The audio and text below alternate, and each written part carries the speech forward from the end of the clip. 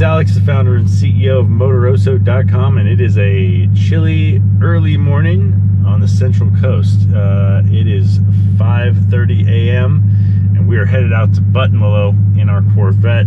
Excited about this. It's going to be a great track day. Very early morning and chilly though, but we get to test out our new Brembo GT BM6 brakes, our new Forgeline wheels, and we got some fresh Toyo R888R rubber. The track's going to be cold all day long. I'm not expecting any sort of lap records, but 202.1 was our best out there last time. Let's see what we can do today.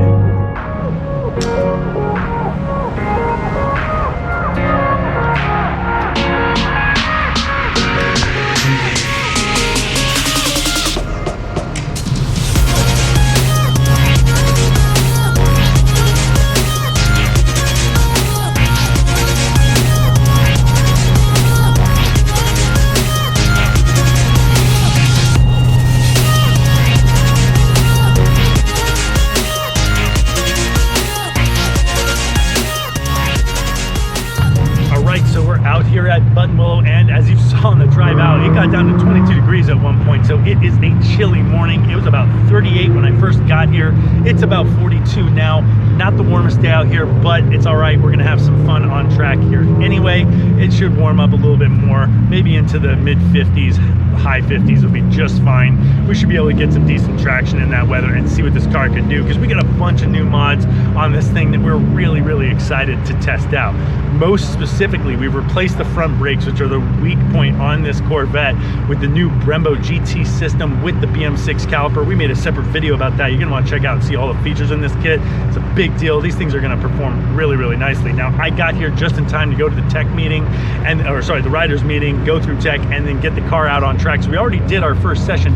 It was cold, so it was not a fast session at all, just letting the car warm up, letting my brain warm up, and I could already tell though that these brakes are gonna be a big improvement. So throughout the sessions, we'll let you know how it goes.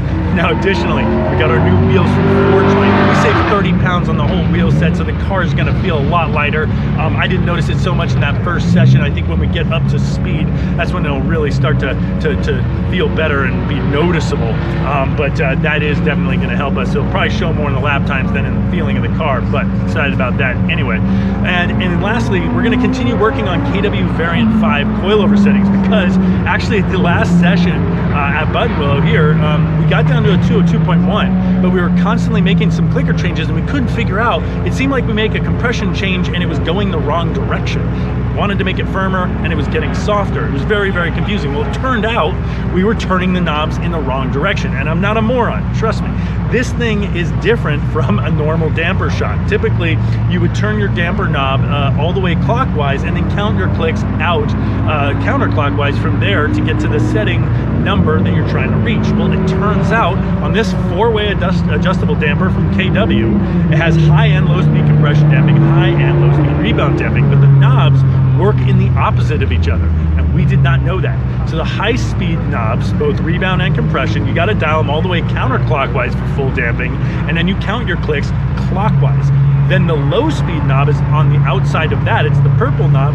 Those work like a traditional damper. You turn it all the way right and then click it to the counterclockwise direction left, and that's dialing your knob, your damping out. So very embarrassing. We wish we would have known that before, because we had some pretty confusing moments where lap times were going up when they really should have been coming down. I thought it was my driving, but it turned out I was changing the shocks in the wrong direction. So we've gone back to the baseline settings for KW Variant 5s here, and next up we're going to be making changes. So I already went out in my first session. I could already tell that I wanted a little bit more rebound damping in the rear, so I've brought that up 2 clicks.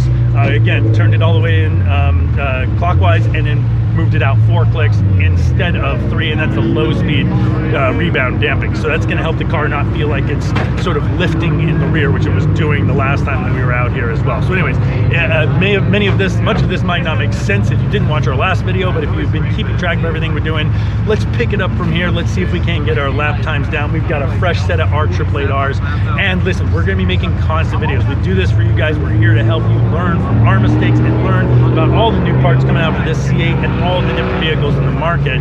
So if you like what we're doing, help support this. Subscribe to the channel and hit that bell so that you get the updates about when our new videos come out. And of course, if you like this video, give it a thumbs up and hit the comment section if you want to just make fun of me or ask questions or add to what we're doing and saying here.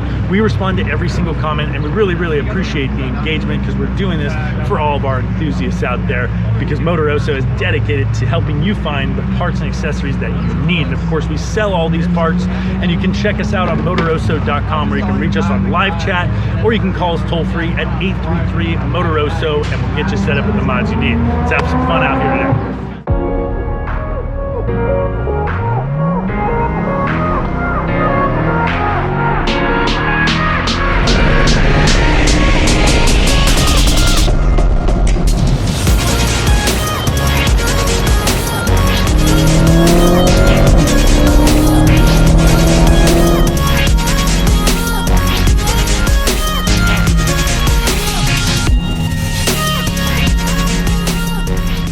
Okay, so the second session felt pretty good. I actually didn't really feel the adjustment that I made at the rebound in the rear, and that was a pretty big adjustment in that low speed rebound damping. So I'm actually thinking that it must have been a need for a high speed rebound damping adjustment. So what I'm gonna do is actually make one click of high speed rebound damping all the way around. And again, because these knobs move opposite, that means I'm gonna move each knob counterclockwise to the left, just one click, and see how that makes the whole car feel. Now, I did get into the 204s. It is still very cold out here. The tires are not hooking up a lot, and my tire pressures got up pretty high. My tire pressures got up to like 41 PSI. So I'm gonna take another 3 PSI out of those tires. I actually dropped 3 when I got here, but that was not enough to keep those tire pressures down where we want them, which is around 36 to 37 for these Toyo R888Rs at their operating temperature. And listen, even on a cold track like this, if the temps were getting up that high, I have way too much air in these tires. So lesson learned on that front. So let's see what we can do in the next session with one click of low speed rebound, one click of high speed rebound all the way around and dropping those temperatures down.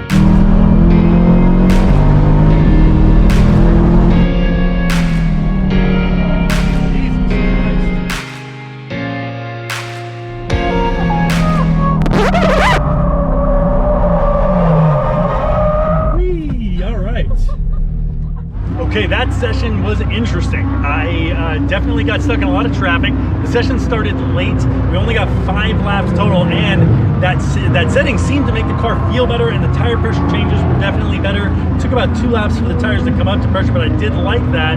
But going into the last turn, I lost the rear. It started to come around me, and I actually spun out completely. It was facing the wrong direction on the racetrack. Luckily, nothing went wrong. Nobody got hurt. That was a little sketchy, though. So I feel like I really didn't get to feel out those changes. Our next session is in 2 hours. We'll see if we can get a little more lap time then. I'm actually not going to change anything on the car. I'm going to just go through that next session, enjoy the last session of the day, and then head home.